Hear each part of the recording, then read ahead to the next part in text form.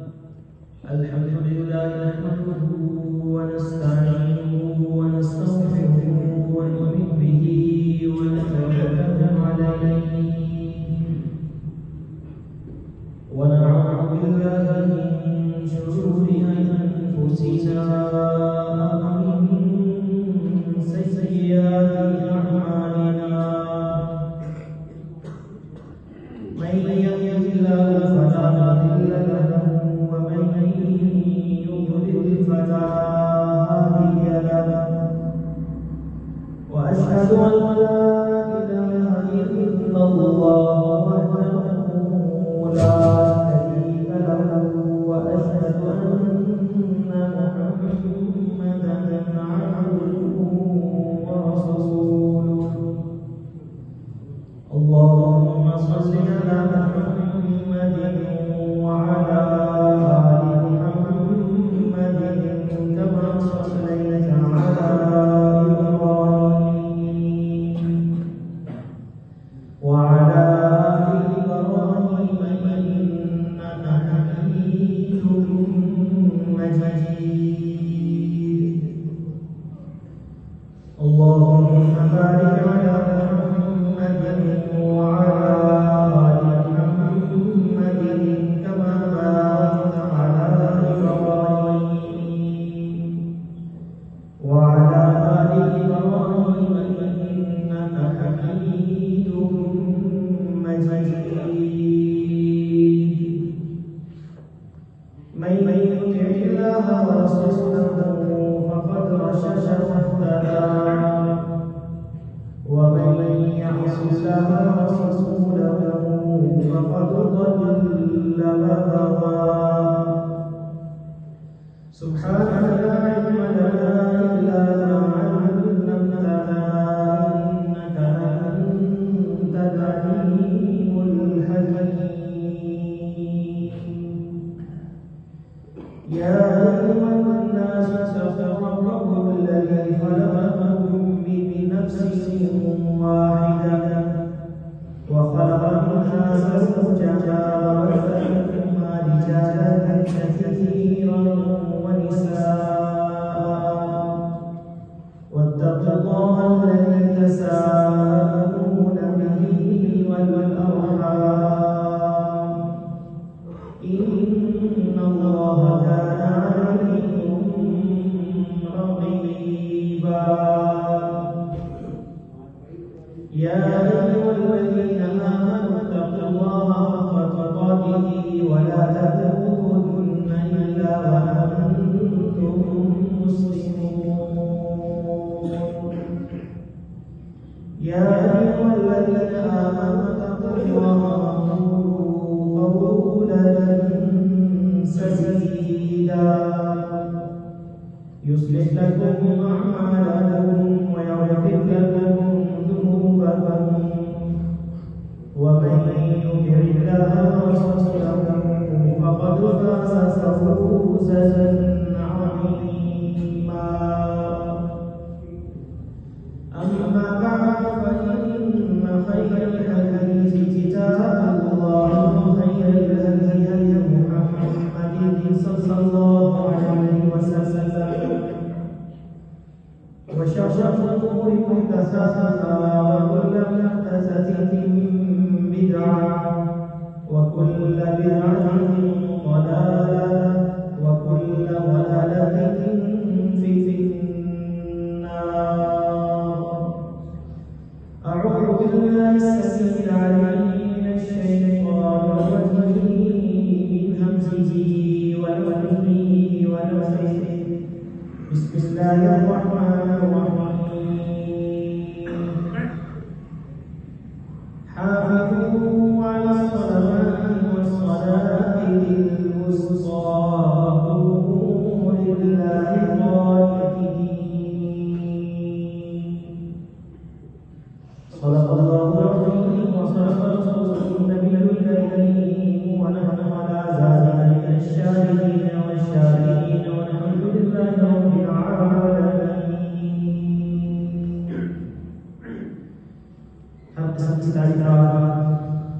تسبیحات اللہ مالک الملک جلال والاکرام کے لیے ہے۔ لا تدار و سلام امام الانبیاء والمرسلین شفیع الموحدین سید الاولین والآخرین کی ذات مقدسہ مطہرہ معظمہ پر۔ بھائی دوستوں، نہایت ہی واجب الاحترام بزرگوں، گزشتہ جمعۃ المبارک میں نماز کی اہمیت، فضیلت، فوائد کے حوالے سے ہم نے گفتگو شروع کی تھی کہ نماز ایک بہت اہم رکن ہے اسلام کے جو 5 بنیادی ارکان ہیں اس میں سے جو دوسرا رکن ہے۔ پہلا رکن کلمہ شہادت، کلمہ توحید، اس کے بعد دوسرا اہم رکن نماز ہے۔ نماز کی اہمیت اس بات سے بھی واضح ہوتی ہے کہ قیامت کے دن حقوق اللہ میں سے سب سے پہلا جو سوال ہوگا وہ نماز سے متعلق ہوگا۔ اگر ایک شخص اس پہلے سوال کے اندر ہی کامیاب ہو گیا تو اگلے جتنے بھی سوالات ہوں گے امید ہے کہ وہ اس میں بھی کامیاب ہوگا۔ اگر وہ پہلے ہی سوال کے اندر ناکام ہو گیا، جواب نہ دے سکا، تو پھر بقیہ سوال کے اندر تو یقینی طور پر ناکام ہی ہوگا۔ نبی علیہ السلام کی یہ حدیث بھی ہمارے سامنے رہنی چاہیے کہ نماز جس بندے کی ٹھیک ہوگی تو اس کے دیگر اعمال بھی ٹھیک ہوں گے، جس کی نماز خراب ہوگی اس کے بقیہ اعمال بھی خراب ہی ہوں گے۔ اور قبر کے اندر پہلا سوال انسان کے عقیدے سے متعلق، ایمان سے متعلق ہوگا، اور جس شخص کا ایمان پختہ ہوگا، جس شخص کا عقیدہ درست ہوگا، جب فرشتے آئیں گے وہ بڑے اعتماد سے، بڑے یعنی کہ کوئی خوف نہیں ہوگا، بڑے اعتماد سے وہ فرشتوں سے کہے گا کہ مجھے نماز پڑھنے دے، نماز کا وقت ہو چکا ہے۔ نماز کی عادت اس قدر پختہ ہو چکی ہوگی کہ قبر کے اندر جب فرشتے سوال کرنے کے لیے آئیں گے تو وہاں بھی وہ ان فرشتوں کو یہی جواب دے گا، نماز کے بارے میں کہے گا کہ مجھے نماز پڑھنے کو پہلے بعد میں تمہارے سوال کا جواب دوں۔ تو فرشتے سمجھ جائیں گے کہ بندہ کامیاب اور سرخرو ہے، اس سے سوال جواب کرنے کی کوئی ضرورت نہیں ہے۔ اللہ رب العزت ہمیں بھی ایسا بنا دے کہ جب فرشتے آئیں تم آگے سے نماز کی فکر کرتے ہوئے ان کو نماز کے بارے میں کہیں کہ پہلے نماز پڑھیں۔ یہ تبھی ممکن ہوگا جب ہم زندگی کے اندر نماز جیسے اہم فریضے کو بروقت ادا کرنے والے ہوں گے، نماز کے بارے میں فکر مند رہنے والے ہوں گے، اور پھر نماز نبی علیہ السلام کی سنت آپ کے طریقے کے مطابق ادا کرنے والے ہوں گے۔ ایسا نہ ہو کہ ہم نمازیں پڑھتے پڑھتے ہماری زندگیاں بیت جائیں اور نماز ہماری نبی علیہ السلام کے طریقے کے خلاف ہو، جیسا کہ میں سنن ابن ماجہ کی وہ حدیث میں نے گزشتہ میں بیان کی تھی کہ ایک شخص اللہ کی بارگاہ میں حاضر ہوگا کہ جس نے 60 سال نماز پڑھی، اللہ کی بارگاہ میں اس کی ایک نماز بھی قبولیت کے درجے کو نہیں پہنچ پائی۔ وجہ کیا ہے؟ وجہ یہی ہے کہ نماز اس نے شریعت سے ہٹ کر اپنے بنائے ہوئے خود ساختہ طریقوں سے پڑھی ہے۔ تو قبر کے حوالے سے بھی اور آخرت کے حوالے سے بھی ہمیں سوچنا چاہیے، فکر مند رہنا چاہیے، اپنے اس عظیم رکن کو، اسلام کے اس دوسرے رکن کو ذرا انسان سوچے سمجھے، اپنی عبادتوں کو درست کرے اور فکر کرے کہ میں کتنا وہ نماز کا پابند ہوں۔ اللہ نے کہا کہ حافظوا علی الصلوات، کہ نمازوں کی تم حفاظت کرو، وقوموا للہ قانتین، اور اللہ کے سامنے انتہائی عاجزی و انکساری اور خشوع و خضوع کے ساتھ کھڑے ہو۔ اللہ رب العزت ہمارے عقائد کی بھی اصلاح فرمائے اور اللہ رب العزت ہماری نمازیں بھی درست کر دے۔ ہم نے کہا تھا کہ جو نماز ایک بندہ شروع کرتا ہے وہ تو نماز کی ابتدائی کو اس طریقے سے کرتا ہے جیسے کہ ہم نے خود صاحب کا نیت بنائی ہوئی ہے، اور پھر رفع الیدین بھی وہ غلط طریقے سے کرتا ہے، اپنے ہاتھوں کو کانوں کے ساتھ لگا لیتا ہے جس کا کوئی وجود نہیں ہے۔ رفع الیدین کرتے ہوئے کانوں کو چھونا، یہ کانوں سے اوپر ہاتھوں کو لے جانا خلاف سنت ہے۔ سنت طریقہ کیا ہے؟ اپنے ہاتھوں کو کندھوں کے برابر اٹھائیں یا کانوں کی لو کے برابر اٹھائیں، اس سے بلند نہیں ہونا چاہیے۔ جب ہماری نمازوں کی ابتدا آغاز ہی غلط ہوگا اور پھر جب اختتام ہوتا ہے سلام دینے کے بعد بھی ہم خلاف شرع خلاف سنت کام کر کے ہم اس بات کا واضح طور پر ایک اظہار کر دیتے ہیں کہ بھائی ہمارا طریقہ تو نبی علیہ السلام کے طریقے کے خلاف ہے. سلام کے احتساب سے ہم مصنون اذکار مذکور جو دعائیں ہیں وہ پڑھنے کے بجائے ہاتھوں کو ایک منٹ کے لیے اٹھاتے ہیں, آگے پیچھے دیکھتے ہیں اور منہ کو پھیرتے ہیں اور بغیر اذکار کیے ہم اٹھ جاتے ہیں, اپنی جگہ کو چھوڑ دیتے ہیں. اور بعض وقت تو نماز پڑھ کر ایسے اٹھتے ہیں, ایسے محسوس ہوتا ہے جیسے کہ کانٹوں کے اوپر بیٹھے ہوئے ہیں. جیسے ہی سلام کیا فوراً اٹھے کھڑے ہوئے بھاگنا شروع کر دیتے ہیں. حکم یہ ہے کہ نماز پڑھنے کے بعد اطمینان سے بیٹھ کر جو مصنون اذکار وہ پڑھیں, ان کی کتنی فضیلت ہے.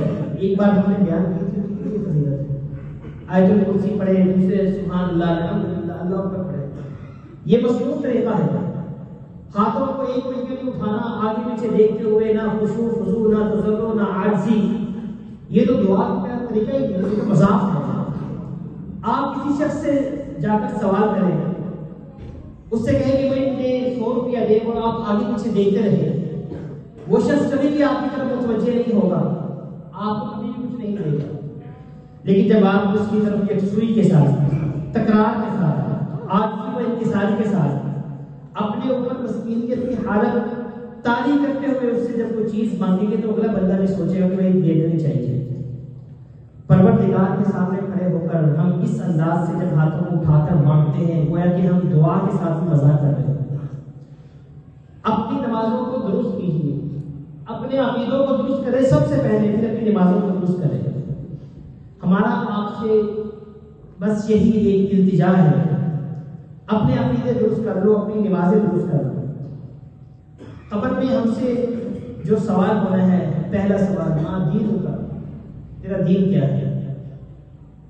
اگر ہمارے عمل دین کے مطابق ہوں گے نا تو یقینی طور پر ہم کہیں گے کہ میرا جو دین ہے وہ اسلام ہے. اسلام کیا ہے؟ ان الدین عند اللہ اسلام, دین اللہ رب العزت کے ہاں صرف اور صرف اسلام ہے. اگر ہماری نمازیں اپنے اپنے مذہب کے مطابق ہوئی, دین اسلام کے مطابق نہ ہوئی, تو وہاں پر ہم کیا جواب دے پائیں گے؟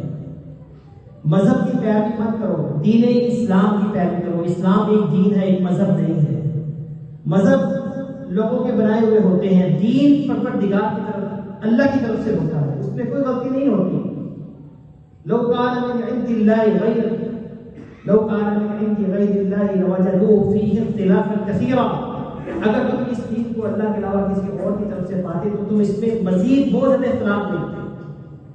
مذہب کے اندر اختلاف ہوتا ہے, مذہب غلط بھی ہو سکتے ہیں, دین کبھی غلط نہیں ہوتا ہے, وہ دین پروردگار کی طرف سے ہوتا ہے, اس میں آپ اختلاف نہیں پا سکتے. اگر آپ کی نمازیں, آپ کے عمل دین کے مطابق ہوں گے, دین وہ ہے جو اللہ کے نبی صلی اللہ علیہ وسلم نے ہمیں بتایا ہے, تو پھر ہم اس سوال کا جواب دینے میں کامیاب ہوں گے.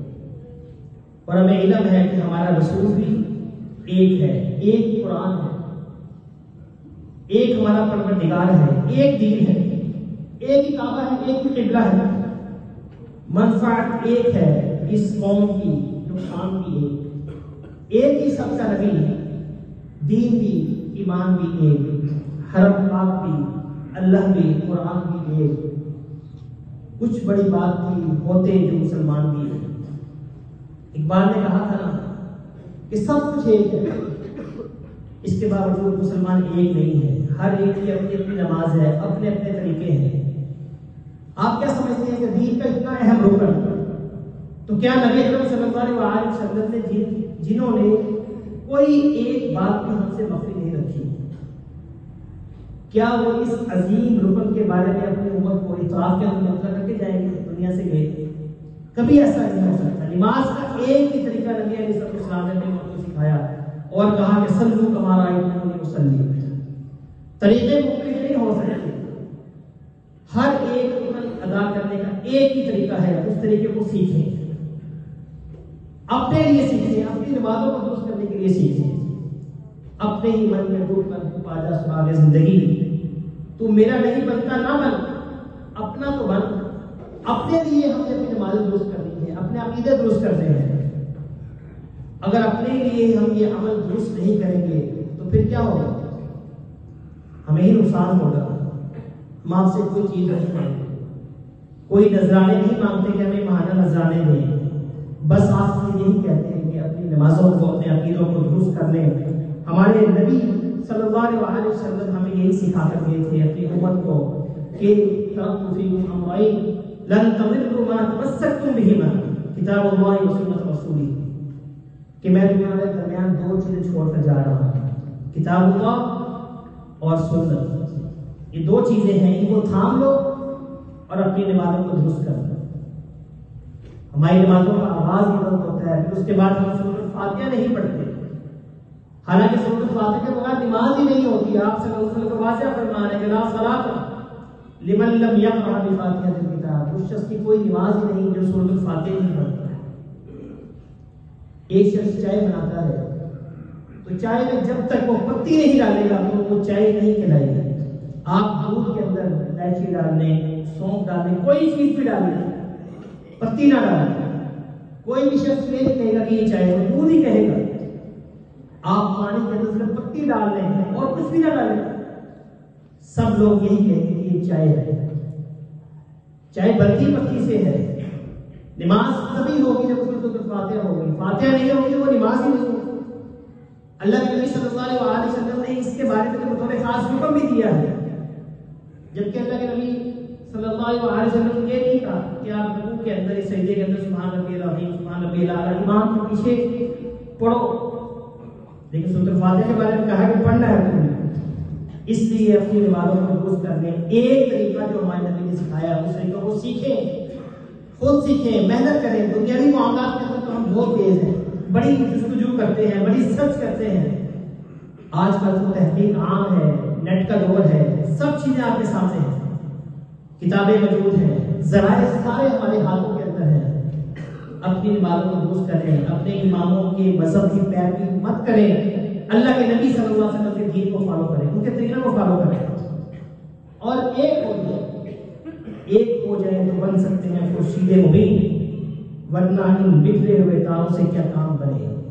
اگر ہم مختلف رہیں گے تو پھر کیا ہوگا؟ ہمارے اندر نہ اتحاد ہوگا، نہ اتفاق ہوگا، اور شیطان اپنے وار میں کامیاب ہوگا۔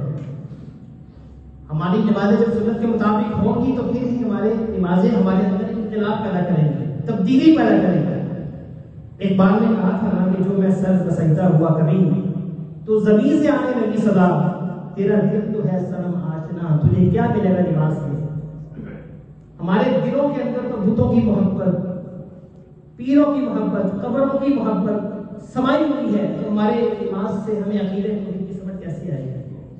جب نماز کے طریقے کی نبی علیہ السلام کے طریقے کے خلاف ہوگا تو وہ نماز ہمارے اندر تبدیلی کیسے پیدا کرے گا؟ جبکہ حکم ہے اللہ رب العزت کا فرمان ہے کہ ان الصلاۃ تنہی عن الفحشاء والمنکر، کہ نماز کو انسان کو برائی سے، برے کاموں سے، فحش کاموں سے، منکرات سے روکتی ہے۔ نماز پڑھنے کے باوجود ہر قسم کا گناہ کا ارتکاب ہم کرتے ہیں، وجہ کیا ہے؟ وجہ واضح ہے، صاف ہے کہ ہماری نماز وہ نماز ہی نہیں ہے جو نماز اللہ کے نبی صلی اللہ علیہ وسلم نے پڑھی ہے، اور جس کے بارے میں اللہ نے کہا ہے کہ نماز انسان کو برے کاموں سے روکتی ہے۔ اگر نماز پڑھ کر ہم برے کاموں سے رک جاتے ہیں، نماز ہمارے اندر تبدیلی پیدا کرتی ہے، تو پھر یقیناً ہماری نماز وہی نماز ہے جو اللہ کے نبی صلی اللہ علیہ وسلم کی نماز ہے۔ وگرنہ سمجھ جائے کہ ہماری نماز درست نہیں ہے۔ آپ مسجد میں آ کر اگر مسجد کے دیگر جو امور ہوتے ہیں، انتظامی امور ہوتے ہیں، ان میں دلچسپی نہ لیتے ہوئے صرف اللہ کے لیے اگر آپ مسجد میں آتے ہیں اور اطمینان کے ساتھ، خشوع و خضوع کے ساتھ نماز پڑھتے ہیں، تو اس نماز کے اندر آپ کو سکینت، آپ کو لذت محسوس ہوگی۔ لیکن جب آپ کے دل میں کسی کے بارے میں نفرت ہوتی ہے، کوئی آپ انتظامیہ سے کوئی خرش، کوئی خار کھاتے ہوئے کوئی نفرت کا اپنے دل میں کوئی چیز رکھتے ہیں، حالانکہ مسجد میں آپ اللہ کے لیے آتے ہیں، کسی بندے کے لیے نہیں آتے۔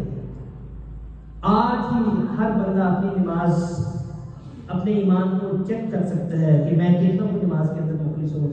اگر نماز پڑھنے سے آپ کو سکون حاصل ہوتا ہے، لذت آتی ہے، تو سمجھے میری نماز ٹھیک ہے۔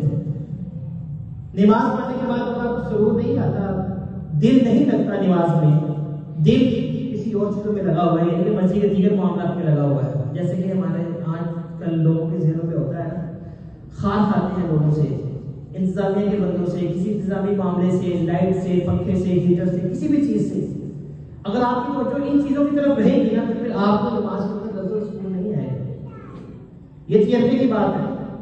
ان تمام چیزوں سے بے نیاز ہو کر صرف اور صرف اللہ کے لیے مسجد میں آئے اور نماز ادا کریں، پھر دیکھیں کیسے آپ کو نماز کے اندر لذت حاصل ہوگی۔ تو یہ نماز وہ نماز ہے جس سے ہماری تبدیلی پیدا ہو سکتی ہے۔ تو نماز کی فضیلت کے حوالے سے نبی علیہ السلام نے فرمایا کہ الصلاۃ معراج المومن، کہ نماز تو وہ چیز ہے جو مومن کی معراج ہے۔ معراج کسے کہتے ہیں؟ نبی علیہ السلام کی معراج ہوئی تھی۔ معراج وہ ہے جو اللہ اور بندے کے درمیان سارے رکاوٹیں، سارے حجابات کو اٹھا دور کر دیتے ہیں، سارے حجابات، اور پھر اللہ اپنے بندے سے کہتا ہے مانگ کیا چاہیے، اللہ رب العزت پھر اپنے بندے کی مانگنے کو اسے عطا بھی کرتا ہے۔ کس چیز سے تجھے پناہ چاہیے بتا، پھر وہ اللہ رب العزت اسے پناہ بھی دیتا ہے، اس چیز سے محفوظ کر دیتا ہے۔ یہ ہے وہ معراج جسے نماز، جو نماز کو کہا گیا ہے۔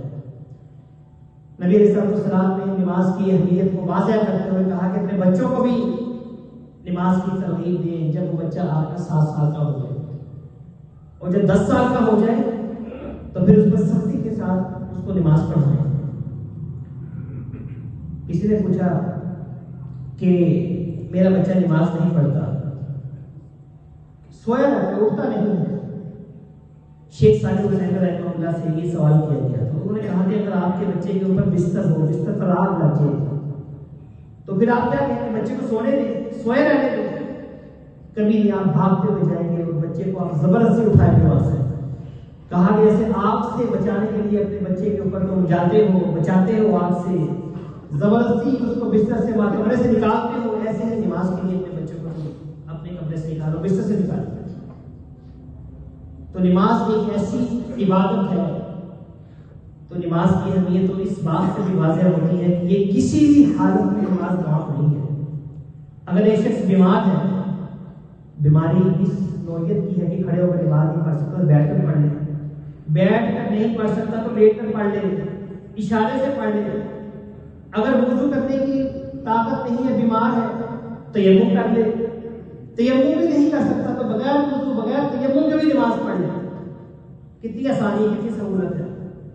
بستروں اکثر لوگ ہسپتالوں میں بیمار ہوتے ہیں، تیمم بھی نہیں کر پاتے، نہ تیمم کی سہولت ہوتی ہے، تو ان کے لیے رخصت ہے بغیر تیمم کے، بغیر وضو کے، بغیر طہارت کے وہ نماز پڑھے۔ اس عالم کے اندر بھی نماز معاف نہیں، حالت جنگ ہو پھر بھی نماز معاف نہیں ہے، کسی بھی حالت کے اندر نہیں۔ کھڑے نہیں ہو سکتے، کرسی پر بیٹھ کر نماز پڑھ لیں، لیکن جو بھی آپ نے نماز جس بھی طریقے سے پڑھنی ہے اس کا طریقہ نبی علیہ السلام کے طریقے کے مطابق پڑھے، وہ اختیار کریں، سیکھیں، پھر آپ کی نماز صحیح ہے۔ کرسی پر ہم نماز پڑھتے ہیں، بہت ساری غلطیوں کا ارتکاب کرتے ہیں، یہ طریقہ بھی سیکھیں۔ بہت سے لوگ جب کرسی پر، آج کل تو رواج فیشن بن چکا ہے، بلا وجہ کرسی پر بیٹھ کر نماز پڑھنا جائز نہیں ہے۔ اگر آپ زمین پر بیٹھ کر نماز پڑھنے سے عاجز ہیں، نہیں بیٹھ سکتے زمین کے اوپر، پھر آپ کو اجازت ہے کہ آپ کرسی استعمال کریں۔ اور کرسی پر نماز پڑھنے کا جو طریقہ ہے اس میں اکثر لوگ غلطی یہ کرتے ہیں کہ جب ان کے ہاتھ ان کے گھٹنوں پر ہوتے ہیں، رکوع کرتے ہوئے یا سجدہ کرتے ہوئے اپنے ہاتھوں کو آگے پیچھے کر لیتے ہیں، اپنے ہاتھوں کو آگے نکال لیتے ہیں، یہ جائز نہیں ہے۔ اور سجدے کی حالت میں مزید اپنے ہاتھوں کو آگے نکال لیتے ہیں، یا تختی جب آگے لگی ہوتی ہے اس کے اوپر ہاتھ رکھ لیتے ہیں، سجدہ کرتے ہیں، یہ جائز نہیں ہے۔ سنت طریقہ یہ ہے کہ آپ کے ہاتھ آپ کے گھٹنوں پر ہی رہنے چاہیے۔ رکوع کرتے ہوئے اپنے آپ کو تھوڑا جھکائیں، گھٹنوں پر ہاتھ رکھتے ہوئے، اور سجدہ کرتے ہوئے آپ نے اپنے آپ کو زیادہ جھکا دینا ہے رکوع کی نسبت، لیکن اپنے ہاتھوں کو آگے پیچھے نہیں کرنا۔ اگر آپ کرتے ہیں تو یہ آپ غلط کرتے ہیں۔ سنت طریقے کے مطابق نماز پڑھنے کی کوشش کریں۔ نبی علیہ السلام جب بیٹھ کے نماز پڑھتے تھے تو آپ صلی اللہ علیہ وسلم کے ہاتھ گھٹنوں پر ہی ہوا کرتے تھے، آگے پیچھے ہاتھ نہیں کرتے تھے، یہ جائز نہیں ہے۔ نبی علیہ السلام کا آخری وقت ہے، دنیا سے آپ جا رہے ہیں، اس عالم کے اندر بھی آپ صلی اللہ علیہ وسلم کی زبان مبارک سے جو کلمات نکل رہے ہیں وہ کیا ہے؟ الصلاۃ الصلاۃ وما ملکت ایمانکم۔ سید علی بن ابی طالب رضی اللہ تعالیٰ عنہ فرماتے ہیں کہ اللہ کے نبی صلی اللہ علیہ وسلم کی جو آخری کلمات تھے، اپنی امت کی جو آخری وصیت تھی، وصیت کا درجہ نصیحت سے بہت بڑھ کر ہوتا ہے. وصیت بہت عمدہ چیز ہوتی ہے. تو آپ صلی اللہ علیہ وسلم جو وصیت کی وہ نماز کے بارے میں وصیت کی کہ الصلاۃ تو وہ نماز کی حفاظت کرنا. نماز اور جو تمہارے ماتحت ہیں، غلام ہیں، روٹیاں ہیں، ان کا بھی خیال رکھنا. کیسے آپ صلی اللہ علیہ وسلم رحمۃ للعالمین ہے کہ غلاموں کے بارے میں بھی، یتیموں کے بارے میں بھی، مسکینوں کے بارے میں بھی، اپنی روٹیوں کے بارے میں بھی حکم دے رہے ہیں آخری وقت کے دنوں کا خیال رکھنا، ان کے ساتھ ظلم زیادتی نہ کرنا. اور نماز کے بارے میں کہا کہ نماز کی حفاظت کرنا، کیونکہ نماز ایک ایسی عظیم عبادت ہے جو انسان کے گناہوں کو کفارہ بنا دیتی ہے. ہمارے نبی اکرم صلی اللہ علیہ وسلم نے ایک بڑی عمدہ مثال دی، اور ایسی مثال دی جو قیامت تک کے لیے ایک انسان کو سمجھانے کے لیے بہت عمدہ مثال ہے. آپ نے فرمایا کہ اگر ایک شخص دن میں 5 وقت نہائے، اس کے گھر کے سامنے اگر نہر ہو، نہر میں دن میں 5 مرتبہ نہائے تو اس کے جسم پر کوئی میل باقی نہیں رہتا. تو فرمایا ایسے ہی ایک شخص دن میں اگر وہ 5 وقت نماز ادا کرتا ہے تو اس کے وجود پر کوئی گناہ باقی نہیں رہتا. اللہ رب العزت اسے نمازوں کے ذریعے سے ہی پاک صاف کر دیتا ہے، سوائے کبیرہ گناہوں کے. وہ جب تک توبہ نہیں کرے گا تب تک معاف نہیں ہوگی. حدیث میں آتا ہے کہ ایک شخص نماز کے لیے وضو کرتا ہے، بہت اچھا وضو کرتا ہے، اور پھر نماز کے رکوع سجود صحیح طریقے سے کرتا ہے، سنت کے مطابق کرتا ہے، تو اللہ رب العزت اس کے کبیرہ گناہوں کے علاوہ سارے گناہ معاف فرما دیتا ہے. یہ نماز کا فائدہ ہے. اور یہ عمل قیامت تک جاری ہے، جب تک انسان کی عمر ہے تب تک ہوتا رہے گا. حدیث میں ایسا بندہ وضو کرتا ہے اور صحیح طریقے سے اگر وہ وضو کرتا ہے تو اس کے ہاتھوں کے گناہ جھڑ جاتے ہیں، ناخن کے گناہ جھڑ جاتے ہیں، منہ کے، آنکھوں کے، ناک کے، چہرے کے، پاؤں کے، جس فعل سے کوئی بھی گناہ سرزد ہوا ہوتا ہے تو اس وضو کی وجہ سے سارے گناہ جھڑ جاتے ہیں. کیسی عظیم عبادت ہے جس سے ہم غافل ہیں. ہمارے علاقوں میں مسجدوں کی تعداد بہت کم ہے، آبادی بہت زیادہ ہے. اس کے باوجود نمازوں کے عالم یہ ہے کہ باجماعت جب مسجد میں نماز ہو رہی ہو 2 یا 3 صفیں ہوتی ہیں، جبکہ عالم کو یہ ہونا چاہیے کہ مسجدیں بھر جانی چاہیے. جتنی ہماری اسلامی دھرم کو پتہ کتنی مسجدیں ہوں گی، 15 20 30 40 سوال ہے، 40 مسجدیں. ساری مسجدوں کے عالم کو آبادی دیکھنے کتنی زیادہ ہے. 1 یا 2 صفیں ہوتی کسی بھی مسجد میں چلے جائیں، یعنی کہ نمازی بہت کم ہے. لوگوں کو نماز کی اہمیت نہیں پتہ، غافل ہیں، غفلت کا مظاہرہ کرتے ہیں. جنتی لوگ جو جنت میں جائیں گے نا، وہ اپنے دوستوں کو، ساتھیوں کو، محلے داروں کو دیکھیں گے کہ وہ جہنم میں جا رہے ہیں تو ان سے پوچھیں گے تم جہنم میں کیوں جا رہے ہو؟ کچھ ایسے لوگ بھی ہوں گے کہیں گے کہ تم تو ہمارے ساتھ نمازیں ہی پڑھا کرتے تھے، تم جہنم میں کیوں جا رہے ہو؟ ما سلککم فی سقر، وہ کیا کہیں گے؟ لم نکن من المصلین، کہ ہم تو نمازیں نہیں پڑھا کرتے تھے، نماز پڑھتے ہی نہیں تھے، اس کی وجہ سے آج ہم جہنم میں جا رہے ہیں. مطلب یہ کہ جو شخص نماز پڑھتا ہے لیکن سنت کے مطابق بھی نہیں پڑھتا، گویا کہ وہ بھی ایسا ہی ہے کہ جو نماز پڑھتا ہی نہیں ہے. وَيْلٌ لِّلْمُصَلِّينَ الَّذِينَ هُمْ فِي صَلَاتِهِمْ سَاهُونَ. بربادی ہے، ہلاکت ہے. کن کے لیے؟ نماز پڑھنے والوں کے لیے. لِلْمُصَلِّينَ، جو نماز پڑھنے والے ان کے لیے ہلاکت اور بربادی ہے. الَّذِينَ هُمْ فِي صَلَاتِهِمْ سَاهُونَ، الَّذِينَ، جو لوگ اپنی نمازوں کے اندر غفلت کرتے ہیں، سستی کا مظاہرہ کرتے ہیں، غافل ہیں اپنی نمازوں سے. ایک تو سنت کا اہتمام نہیں کرتے، ایک جب دل چاہتا ہے پڑھ لیتے ہیں، جب موڈ ہو پھر پڑھ لیتے ہیں، ورنہ سستی کا مظاہرہ کرتے ہیں. یہ نمازی ان کے لیے ہلاکت اور بربادی ہے. نبی علیہ السلام کا ایک خواب جو میں نے پہلے ذکر کیا تھا کہ آپ صلی اللہ علیہ وسلم خواب کے اندر، اور آپ کا خواب بھی حقیقت ہوتا ہے. خواب کے اندر جب آپ نے جنت کی سیر کی، جہنم کے مناظر دیکھے تو وہاں پر آپ نے ایک شخص کو بھی دیکھا کہ سر کو کچلا جا رہا ہے، سر کو کچلا جا رہا ہے. تو جبریل سے پوچھا تو اس نے کہا کہ یہ وہ لوگ ہیں جو فرض نمازوں سے سوئے رہتے تھے. فرض نماز کا ٹائم ہوتا تھا تو یہ سوئے رہتے تھے. ینام عن الصلاۃ المکتوبہ، فرض نمازوں سے غافل ہیں، سوئے ہوئے ہیں. تو ان کا انجام نبی علیہ السلام کو دکھایا گیا کہ ان کے سروں کو پتھروں سے کچلا جا رہا ہے. آج کا مسلمان غافل ہے، کوئی فکر ہی نہیں ہے کہ نماز کی، جو نماز بھی پڑھنی چاہیے. اپنی نمازوں کو درست کریں اور فرائض کے اندر تو بالکل غفلت نہ کریں، ساتھ ساتھ سنت کا بھی اہتمام کریں. ہم سمجھتے ہیں کہ صرف فرائض پڑھ لیے، سنتوں کی ضرورت نہیں ہے، نوافل کی ضرورت نہیں ہے. سنتوں کو چھوڑ دینا سنت کہہ کر یہ بھی کبیرہ گناہوں میں شمار ہونا شروع ہو جاتا ہے، لیکن آپ کے نزدیک سنت کی اہمیت ہی نہیں ہے۔ آپ کے نزدیک یعنی کہ آپ نے سنت کو سنت کہہ کر چھوڑ دیا، گویا کہ آپ نے سنت کو درجہ ہی نہیں دیا۔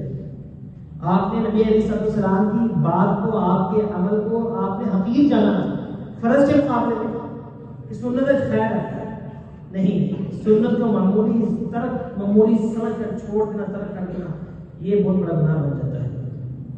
اس لیے سنت کا بھی اہتمام کریں، نوافل کا بھی اہتمام کریں۔ حدیث قدسی ہے، اللہ رب العزت ارشاد فرماتے ہیں کہ میرا بندہ سب سے زیادہ جو میرا قرب حاصل کرتا ہے وہ فرائض کے ذریعے سے کرتا ہے، یعنی کہ فرائض کے ذریعے سے بندہ اللہ کے سب سے زیادہ قریب ہوتا ہے۔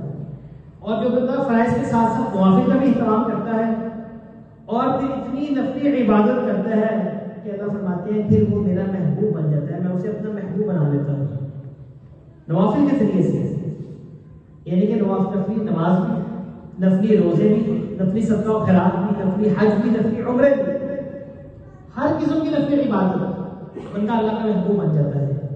اللہ فرماتا ہے جب بندہ میرا محبوب بن جاتا ہے نوافل کے ذریعے سے تو میں اس کا ہاتھ بن جاتا ہوں، اس کا کان بن جاتا ہوں، اس کی آنکھ بن جاتا ہوں، اس کا قوم بن جاتا ہوں۔ مطلب یہ ہے کہ میں اسے اتنی زیادہ توفیق دیتا ہوں کہ وہ سارے جتنے بھی کام ہیں دین کے اس کے لیے کرنے آسان ہو جاتے ہیں، آنکھوں سے ہو، چاہے کان سے ہو، چاہے زبان سے ہو، چاہے پاؤں سے ہو، کسی بھی جسم کے اعضاء سے کوئی بھی فعل کا انجام دینا ہو اس کے لیے کرنا بہت آسان ہو جاتا ہے۔ اتنی اللہ کی توفیق اس شخص کو مل جاتی ہے۔ فرمایا جب وہ نوافل کے ذریعے سے میرا محبوب بن جاتا ہے پھر مجھ سے وہ جو بھی دعا کرتا ہے تو اس کی دعا کو بھی رد نہیں کرتا، اور پھر جس چیز سے بھی مجھ سے پناہ مانگتا ہے تو مجھے پناہ دے دیتا ہوں۔ تو ہمیں اللہ کا محبوب بننے کے لیے فرائض کے ساتھ ساتھ نوافل کا بھی اہتمام کرنا ہوگا۔ نفلی روزے کو بھی اہتمام کریں، سردی کا موسم ہے جیسے ہم نے بتایا تھا، روزہ رکھنا آسان ہے، رات کا قیام ہے اس کا بھی اہتمام کریں، نفلی عمرہ، نفلی حج کا بھی اہتمام کریں۔ تو اللہ رب العزت ہمیں عبادات خصوصاً نماز کے حوالے سے جو سستی اور ارتکاب کرتے ہیں، غفلت کا مظاہرہ کرتے ہیں، اللہ رب العزت ہمیں شیطان کی طرف سے یہ سستی ہوتی ہے، کاہلی ہوتی ہے، جو کہ اس کے بہت سارے اسباب بھی ہیں، جیسے کہ ایک انسان اللہ سے جب دور ہوتا ہے تو شیطان سے دوستی ہو جاتی ہے۔ حدیث میں آتا ہے جب ایک بندہ اللہ سے غافل ہوتا ہے، اللہ کے ذکر سے غافل ہوتا ہے تو اس کا نتیجہ کیا نکلتا ہے کہ انسان شیطان کا دوست بن جاتا ہے۔ وہ سمجھتا نہیں ہے خود کو کہ میں شیطان کا دوست ہوں، لیکن حقیقی معنوں میں وہ شیطان کا دوست بن چکا ہوتا ہے۔ اور جو بندہ شیطان کا دوست بن جاتا ہے پھر وہ کیا ہوتا ہے، عبادات سے وہ غفلت کا مظاہرہ کرتا ہے، نمازوں کے حوالے سے سستی کا مرتکب ہوتا ہے۔ تو پہلا سبب یہ ہے سستی کا کہ انسان کی شیطان سے دوستی لگ جاتی ہے، اور دوسرا سبب یہ ہوتا ہے کہ انسان بہت زیادہ کھاتا ہے اور بہت زیادہ سوتا ہے، جس کی وجہ سے وہ اور مزید سست اور قاہر ہو جاتا ہے، عبادات کے حوالے سے سستی کا مظاہرہ کرتا ہے۔ تو اللہ رب العزت سے ہم دعا کرتے ہیں کہ یا اللہ ہمیں اسلام کے یہ جو عظیم دو رکن ہے، کلمہ شہادت، کلمہ توحید، اس کو بھی سمجھ کر اس کے مطابق اپنا عقیدہ اور عزیہ بیان کی توفیق عطا فرمائے، اور ہماری جو نمازیں ہیں اللہ رب العزت نماز کی اہمیت اور فضیلت کو سامنے رکھتے ہوئے سنت کے مطابق نماز پڑھنے کی ہمیں توفیق عطا فرمائے، محبت سے ہم نماز پڑھیں، اللہ رب العزت حاضر ناظر سمجھ کر اور اللہ رب العزت ثواب کی امید رکھتے ہوئے، اور یہ امید رکھتے ہوئے کہ اللہ ہمیں نماز کے ذریعے سے، نوافل کے ذریعے سے، ان تمام نفل عبادت کے ذریعے سے اللہ میں تیرا محبوب بننا ہے۔